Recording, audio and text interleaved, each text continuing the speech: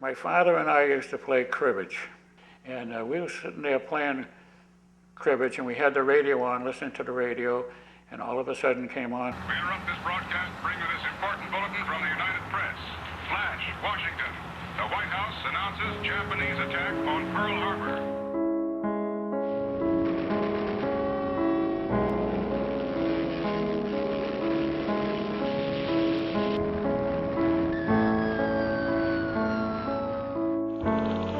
December 7th, 1941, a date which will live in infamy.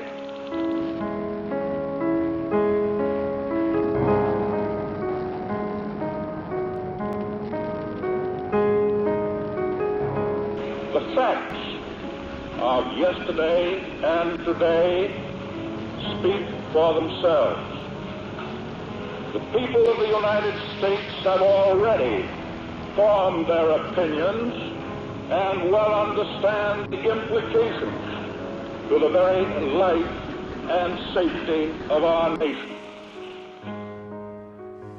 I can remember I was just furious, and I didn't calm down for days afterwards. My name is Charlie Chaplin, and I was in World War II in the U.S. Navy. I was a Quartermaster 3rd class on the USS Indus, AKN-1, which was a net layer throughout the South Pacific. I'm Jean Chapman from Chelsea, Massachusetts. I'm the wife of Charles Chaplin, U.S. Navy veteran of World War II.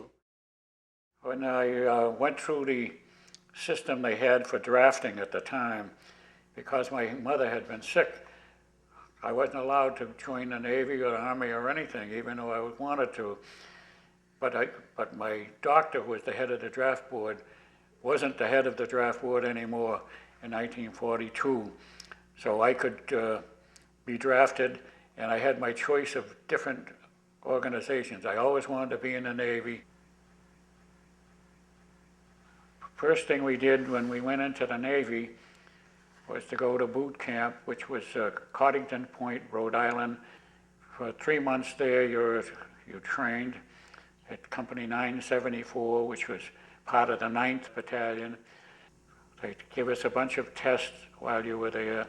I managed to get a good mark on some of my tests, so they allowed me to go to whatever school I wanted to, and I wanted to go to Navy diving school, which ended up to be Pier 88, New York, where I spent 3 months learning to be a deep sea diver with the big heavy helmet and the big suit. My girlfriend was in Somerville. She belonged to the Drum and Bugle Corps there. Her family was involved with the VFW. The weekends were for the family, the kids, to get together. So I met Charlie at her house in Somerville, and for many, many years, the group stayed together. Charlie's friends from Somerville, and my girlfriend and myself.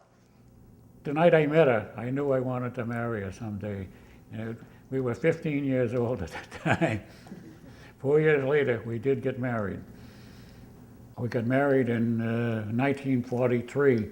When I was in Navy diving school, I come home on the weekend, and we got married. And my good friend John Hogan, he always said, teenage marriages never last. They don't last. And we were a teenage marriage. I was 19 and she was 18. A few days short of 19, but it's only 66 years now, so going on 67. So I guess we'll last. Keeps me alive anyway. I was assigned to a ship, USS Indus, AKN-1. We went to Philadelphia Navy Yard to wait for our ship with the crew. From there to Baltimore, where we picked up the ship. We went on a shakedown cruise with it down to Norfolk, Rhode Island, loaded up with nets, and from there we left to go to what we thought was the Arctic, but it turned out when we got outside the harbor, we went south to Panama and through the Panama Canal.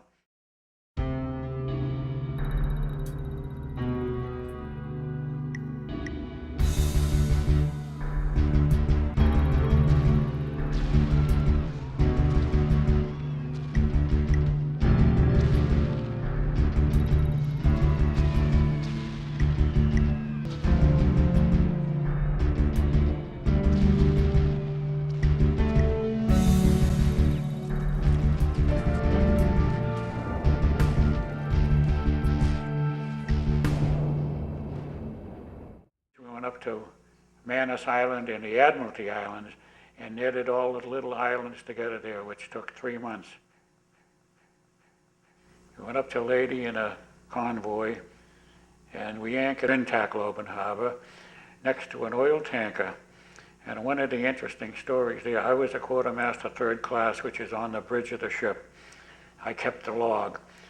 And I remember one time I was on the bridge on off time, and I used to talk to Captain Highland, because he was a fine gentleman and nice to talk to. And next to us was an oil tanker without oil in it, had water in it instead. And a YMS, which is a yard minesweeper, made of wood, tied up next to it. While the captain went to arrange for the water, the Jap plane came in and bombed the thing, trying to hit the oil camp. He landed right in the middle of the YMS and blew it all to pieces, along with a crew of 25. Pretty soon, the captain of that had been the captain of the YMS came aboard my ship and reported to Captain Highland that his ship had been lost. He was a nervous wreck. And I always thought it was a great trick on Captain Highland's part. He put the man at ease by saying, "Oh, did you get the water?" And when you think of it, his ship is gone. What did it matter whether we got the water? And the incongruity of it caused him to just break up and laugh. And after that, he was all calmed down. I thought that was nice on him. I think when you're thrown into the middle of something like that, you kind of live day to day. You have to deal with the restrictions. We had rationing. Each family was allowed just so much. We had stamps that you took to the butchers. Sugar and other quantities of foods were rationed. Well, after the war, too.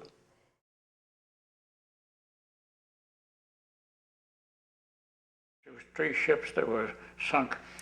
The men, I think, altogether amounted to about 300 men, but there were all these sailors floating around in the water with light blue shirts on, blue dungarees, and no heads.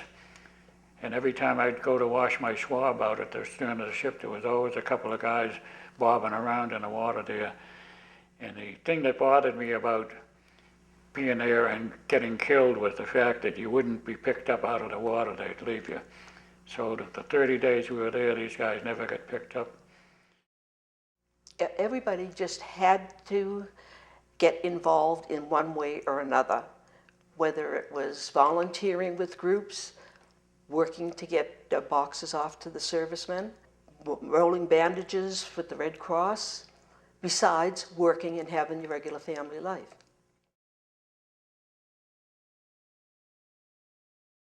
So my reaction to dropping the A-bombs on Japan was, thank God, because I knew I was going to be in an ammunition ship, and we knew there were going to be a million casualties.